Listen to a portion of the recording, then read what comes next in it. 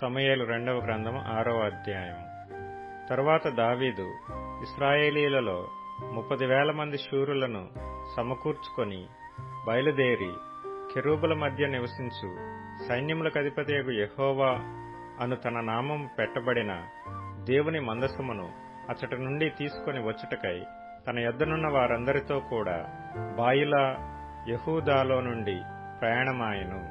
వారు దేవుని మందసమును క్రొత్త బండి మీద ఎక్కించి గిబియాలోనున్న అబీనాదాబు యొక్క ఇంటిలో నుండి తీసుకొని రాగా, అబీనాదాబు కుమారులకు ఉజ్జాయును అహ్యోయును ఆ క్రొత్త బండిని తోలిరి.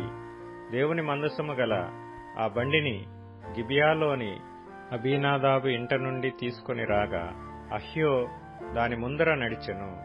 దావీదును ఇశ్రాయేలీలందరూ సరళవృక్షపు కర్రతో చేయబడిన నానా విధములైన సితారాలను, స్వరమండలములను, తంబురలను, మృదంగములను, పెద్ద తాళములను వాయించుచు యెహోవా సన్నిధిని నాట్యమాడుచుండిరి. వారు నాకోను కళ్ళము దగ్గరకు వచ్చినప్పుడు ఎడ్లకు కాలు జారినందున ఉజ్జా చేయి చాపి దేవుని మందసమును పట్టుకొనగా, యెహోవా కోపము ఉజ్జా మీద రగులుకొనెను. అతడు చేసిన తప్పును బట్టి దేవుడు ఆ క్షణమందే అతని మొత్తగా అతడు అక్కడనే దేవుని మందసమునొద్ద పడి చనిపోయెను. యెహోవా ఉజ్జాకు ప్రాణోపద్రవము కలుగజేయగా దావీదు వ్యాకులపడి ఆ స్థలమునకు పెరెజ్ ఉజ్జా అను పేరు పెట్టెను. నేటికిని దానికి అదే పేరు.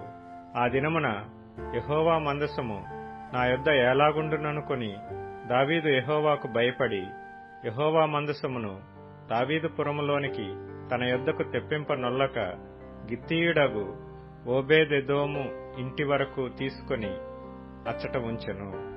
యెహోవా మందసము 3 నెలలు గిత్తీయుడగు ఓబేదెదోము ఇంటిలో ఉండగా, యెహోవా ఓబేదెదోము ఇంటి వారినందరినీ ఆశీర్వదించెను. దేవుని మందసము ఉండుట వలన యెహోవా ఓబేదెదోము ఇంటి వారిని అతనికి కలిగిన దానినంతటినీ ఆశీర్వదించుచున్నాడను సంగతి దావీదునకు వినబడగా, దావీదు పోయి దేవుని మందసమును ఓబేదెదోము ఇంటిలో నుండి దావీదుపురమునకు ఉత్సవముతో తీసుకొని వచ్చెను. ఎట్లనగా, యెహోవా మందసమును మోయువారు 6 అడుగులు సాగగా, ఎద్దు 1 క్రొవ్విన దూడ 1 వధింపబడెను. దావీదు నారతో నేయబడిన ఏఫోదు ధరించిన వాడై శక్తి కొలది యెహోవా సన్నిధిని నాట్యమాడుచుండెను. ఈలాగన దావీదును ఇశ్రాయేలీలందరూ ఆర్భాటముతోనూ బాకానాదములతోనూ యెహోవా మందసమును తీసుకొని వచ్చిరి. యెహోవా మందసము దావీదుపురమునకు రాగా, సౌలు కుమార్తెయగు మీకాలు కిటికీలో నుండి చూచి యెహోవా సన్నిధిని గంతులు వేయిచు నాట్యమాడుచూనున్న దావీదును కనుగొని తన మనసులో అతని హీనపరిచెను. వారు యెహోవా మందసమును తీసుకొని వచ్చి గుడారము మధ్యను దావీదు దాని కొరకు ఏర్పరిచిన స్థలమున నుంచగా, దావీదు దహన బలులను సమాధాన బలులను యెహోవా సన్నిధిని అర్పించెను.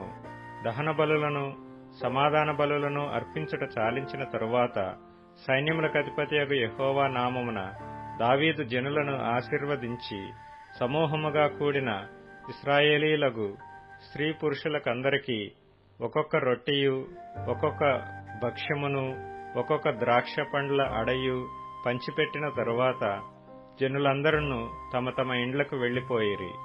తన ఇంటివారిని దీవించుటకు దావీదు తిరిగి రాగా, సౌలు కుమార్తెయగు మీకాలు దావీదును ఎదుర్కొన బయలుదేరి వచ్చి హీనస్థితి గల పనికత్తెలు చూచుచుండగా, వ్యర్థుడొకడు తన బట్టలను విప్పివేసినట్టుగా, ఇశ్రాయేలీలకు రాజువైన నీవు నేడు బట్టలను తీసివేసి ఎంత ఘనముగా కనబడితివని అపహాస్యము చేసినందున దావీదు నీ తండ్రిని అతని సంతతిని విసర్జించి ఇశ్రాయేలీలను తన జనుల మీద నన్ను అధిపతిగా నిర్ణయించుటకై నన్ను ఏర్పరచుకొనిన యెహోవా సన్నిధిని నేనాలాగు చేసితిని.